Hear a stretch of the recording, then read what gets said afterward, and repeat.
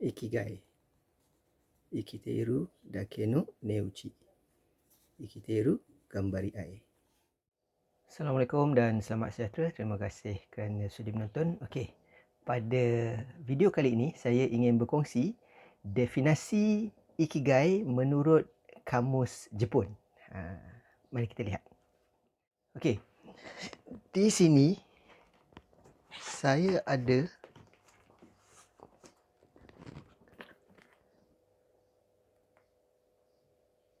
Kokugo Jiten.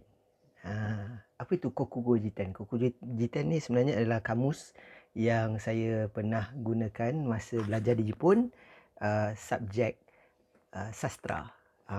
Cerita dia entah macam mana berlaku sedikit salah faham antara lecturer saya atau sensei saya yang menyebabkan nama saya termasuk secara tak sengaja ataupun dalam erti kata lain sensei terlupa nak keluarkan nama saya daripada kelas sastra. Sebab masa saya belajar di sana, saya adalah satu-satunya pelajar asing dalam kelas saya. Jadi biasanya pelajar asing ni tak perlu masuk kelas sastra sebab dia hanya khusus untuk pelajar-pelajar Jepun lah. Tapi nama saya sensei lupa nak keluarkan, jadi saya masuk dalam kelas tu untuk satu semester dan hasilnya ini adalah salah satu orang kata cenderahati ataupun barang kenang-kenangan saya sewaktu belajar kelas tu. Memang struggle belajar kelas tu sebab dia bukan bahasa Jepun biasa, tapi dia adalah bahasa Jepun yang level sastra. Macam kalau kita dekat sekolah dulu kita belajar prosa klasik.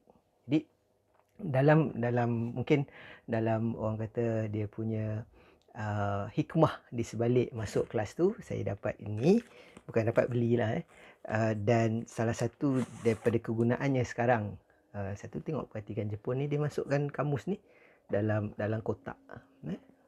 Jadi masih lebih kurang dah 20 tahun kamus ni masih baik keadaannya.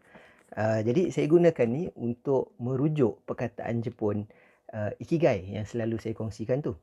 Jadi dalam kamus ni, ingat ini adalah kamus sastra ataupun kamus bahasa Jepun yang biasa digunakan dalam kelas sastra. Maksudnya dia adalah menghuraikan perkataan tu dalam bahasa yang dipakai oleh orang Jepun atau warga Jepun. Jadi dekat sini kita cari perkataannya.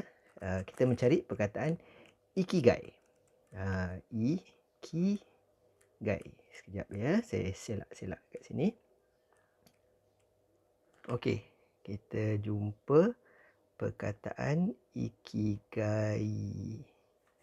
Ini dia. Boleh nampak tak? Mungkin tak apa nampak tu, tapi inilah lebih kurang kalau boleh nampak tu.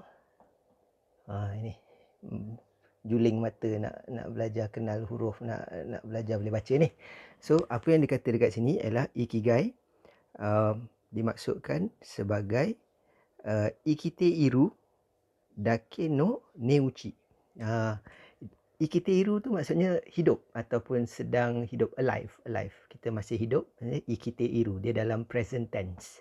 Okay? Dia ikiru adalah hidup, Ikiteiru adalah hidup dalam present tense ataupun sedang hidup. Okay? Dia kata Ikiteiru dake no, hanya dake no neuchi. Neuchi ni maksudnya value, nilai ataupun orang sebut sebagai macam ada unsur kesyukuran. Dia ada harga dia, ada nilai dia, ada value dia. Jadi Ikiteiru dake no neuchi, ataupun satu lagi definisi yang diletakkan sini ialah Ikiteiru gambari ai. Ini perkataan ni menarik. Gambari ai. Ikiteiru gambari ai. Okey, gambari ai ni maksudnya saling. Ai tu saling. Lain daripada ai yang kita masukkan dengan ai shiteru tu lain, ataupun ai mas berjumpa lain. Gambari ai ni adalah saling berusaha. Jadi maksud Ikigai yang digunakan dekat sini ialah yang pertama sekali adalah value, nilai kepada masih hidup. Maksudnya kita masih hidup ni, kita sedang hidup ni, masih bernafas.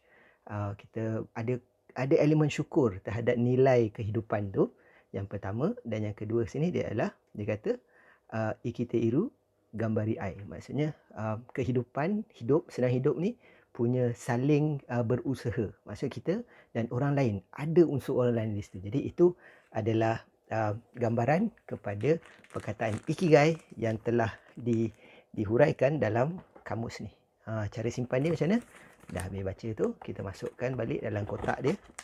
Inilah kehebatan orang Jepun punya budaya ni. Dia mertabatkan ilmu. Dia betul-betul letak tinggi value dia. Dah lah balut plastik, dia ada sampul plastik, dah siap ada. Lepas tu masuk dalam kotak ni. Jadi apabila kita letak di shelf, just nice, dia masuk kat situ. Okay. Itulah sikit perkongsian saya hari ini mengenai definisi sebenar ikigai daripada konteks bahasa Jepun. Okay. Sekian, terima kasih kerana sudi menonton. Assalamualaikum warahmatullahi wabarakatuh. Stay safe.